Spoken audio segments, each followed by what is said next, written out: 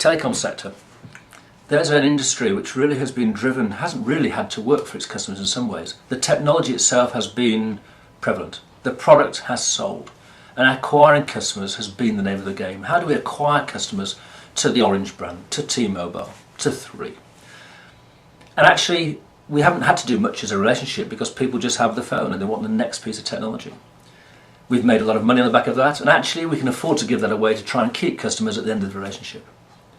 That's changing now. Penetration levels are getting to such a degree where 200% penetration in Hong Kong is the name of the game. How do you now start to keep those customers? How do you start to build relationships? How do you start to become and have a more emotional connection that isn't just based in the call centre on the number of functional calls you answer, but how you start to resolve those issues? And often it's not big things you have to do, it's just doing the little things well. It's recognising that through a relationship, those little things add up to a lot. It's the promise you make.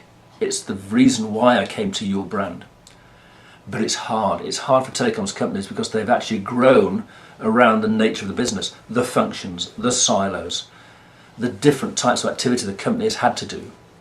It doesn't think cross-functionally. It doesn't think as an end-to-end experience. It doesn't think through the customer's eyes. Actually, I've been a customer of yours for 2 years. It doesn't understand the value of a customer through the eyes of the customer. It understands the value through the eyes of the business. They're different. The average value of a customer is often seen by a telecoms company as the value of that contract. But the lifetime value of a customer in the way they communicate, the phones, their family, their friends, over their lifetime is significant. And once you understand the value of that, the amount you'd invest in engaging those people into your brand in the first place and the promise you make might be very different to how it's done now.